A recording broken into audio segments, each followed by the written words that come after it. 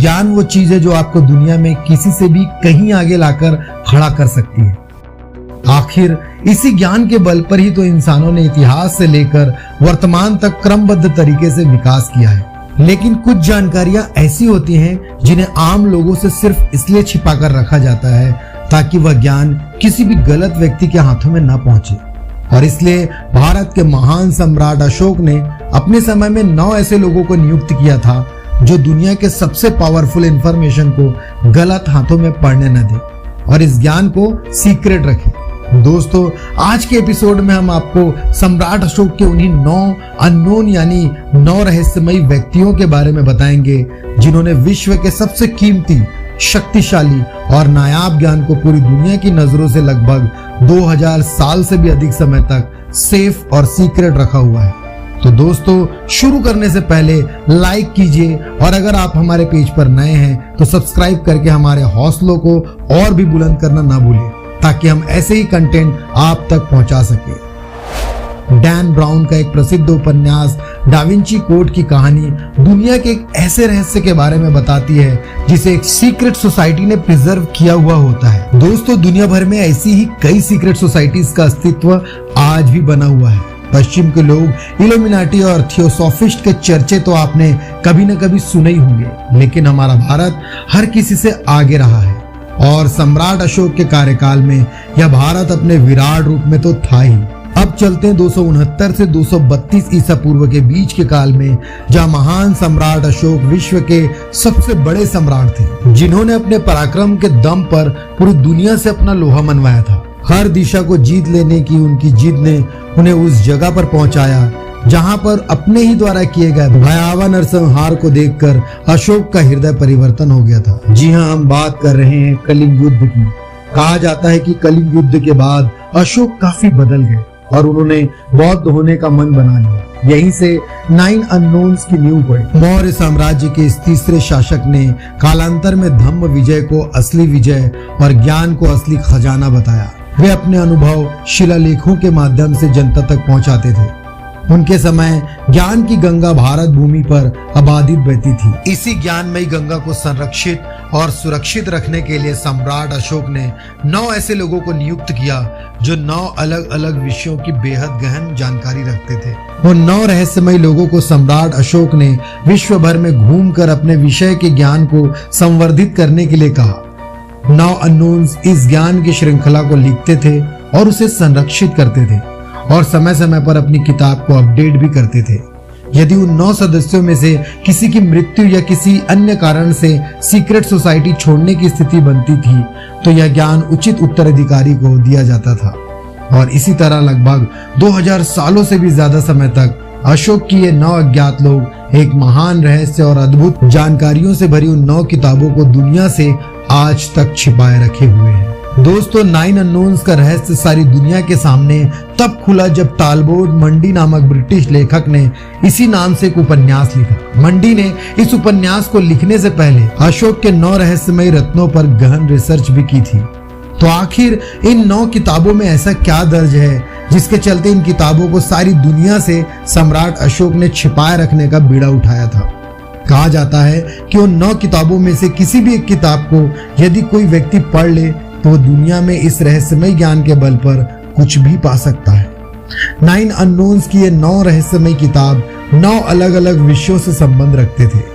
9 unknowns की 9 अज्ञात किताबों में से पहली किताब शरीर विज्ञान यानी फिजियोलॉजी की थी, जिसमें शरीर के बारे में ऐसी ऐसी बारीकियां लिखी थी जिसके सामने आज का आधुनिक विज्ञान भी पानी मांगे। इस किताब में केवल एक स्पर्श से ही किसी को जीवन और किसी को मौत देने की अद्भुत विधि भी दर्ज थी। यहाँ तक कि आज के जूडो कराटे भी इसी किताब की देन है। दूसरी किताब राजनीति विज्ञान से संबंधित प्रोपेगेंडा की किताब थी जिसमें मनोवैज्ञानिक युद्ध का वर्णन था, जिसके जरिए जनता की राय में हेरफेर करने की तकनीकों का पता चलता था। लोगों को किस तरह से मैनिपुलेट किया जा सकता है, इसका प्रमाणिक ज्ञान भी इसी किताब में दर्ज था। इसी तरह तीसरी किताब कम्युनिकेशन स्किल्स के बारे में थी, जिसमें एलियन से कम्युनिकेट करने और यूनिवर्सल लैंग्वेज का ज्ञान समाहित था। इसलिए एक बात समझ लीजिए कि कम्युनिकेशन की इस किताब को अगर आपने एक बार पढ़ लिया तो आप कम्युनिकेशन स्किल्स में बहुत ज्यादा पावरफुल हो जाएंगे। साथियों, माइक्रोबायोलॉजी यानी सूक्ष्म जीव विज्ञान से संबंधित चौथी किताब में बायोटेक्नोलॉजी की बात कही गई है। और आपको यह बात बता दें कि इसी किताब से हैजे के टीके का नुस्खा भी लीक हुआ था। पांचवी किताब दी ग्रेविटी बुक एक एंटी ग्रेविटी फ्लाइंग मशीन के निर्माण के तरीकों के लिए जानी जाती थी, जिसका निर्माण आज तक आधुनिक विज्ञान भी नहीं कर पाया है। और हो सकता है कि इसी किताब में कहीं न कहीं टाइम ट्रेवल का भी जिक्र हो। छठी किताब लाइट्स यानी प्रकाश के रहस्यों को अपने पन्नों में समेटे हुई थी, जो प्रकाश के गुणों के बारे में बहुत सी जानकारियां दे सकती थी, जिसमें प्रकाश की गति और प्रकाश को एक हथियार के रूप में उपयोग करने के नायाब तरीके दर्ज थे। यह किताब प्रकाश के कई गूढ़ रहस्यों को समझा सकती है और इसकी मदद से ऑप्टिक्स की फील्ड में क्रांति आ सकती है। मनुष्य जिस समाज का सामाजिक प्राणी है, उस समाज की प्रगति और विनाश की भविष्यवाणी करने के तरीकों के बारे में सातवीं किताब बात करती थी, जिसमें समाज शास्त्र के कई अनूठे सिद्धांत दर्ज थे। रसायन विज्ञान से जुड़ी यह अगली और आठवीं किताब रसायनज्ञों के लिए किसी वरदान से कम न होती, क्योंकि एल्केमी की इस किताब में शीशे को सोने में तब्दील करने के रहस्य और यहाँ तक कि किसी कंपाउंड या मेटल के प्रॉपर्टीज में कुछ चेंज करके उसे कीमती बना देने का जिक्र था। दोस्तों, अनंत ब्रह्मांड और असंख्य तारों से सुसज्जित आकाश पर प्रकाश डालने वाली नौवीं किताब कॉस्मोलॉजी की थी, जिसमें तारों और ब्रह्मांड के ऐसे रहस्य सुलझाए गए थे जिन्हें आज का आधुनिक विज्ञान कई अरसों से ढूंढ रहा है। और कहीं न कहीं ब्लैक होल से लेकर ब्रह्मांड तक की उत्पत्ति के राज इसी किताब में दफन है। दुनिया भर में कई महान लोग हुए जिन्होंने अपनी खोज के दम पर दुनिया के लोगों को आश्चर्यचकित कर दिया।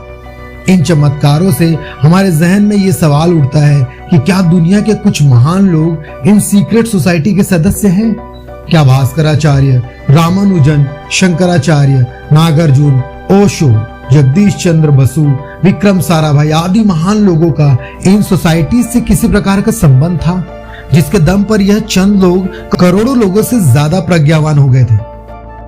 तेजी से बदलते विश्व और एक एक करके ज्ञान के खुलते पिटारों ने लोगों के बीच इस तरह की अफवाहों को जन्म दिया कि कुछ आधुनिक भारतीय वैज्ञानिक द 9 अननोन के सदस्य हैं। इसके पीछे लोगों का तर्क ये था कि भारतीय मनीषाओं और ग्रंथों में आज के आधुनिक आविष्कारों की तरह ही कुछ सिद्धांत का वर्णन है और इन ग्रंथों में दर्ज ज्ञान ही आज की आधुनिक तकनीकों का आधार है। इसी तथ्य को दुनिया में हुई कुछ क्रांतियां और आविष्कार पुख्ता करती है, जिनके सबूत खुद वे महान आविष्कारक और विद्वान हैं, जिन्होंने दुनिया में ऐसे ऐसे परिवर्तन ला दिए जिसे कोई सोच भी नहीं सकता था। अपनी विद्वतापूर्ण राजनीतिक निर्णयों और शिक्षा के क्षेत्र में महत्वपूर्ण योगदान देने वाले फ्रांस के विद्वान पोप सिल्वेस्टर II भारत आए थे और 9 अननोन से मिलकर गूढ़ रहस्यों को जाना था।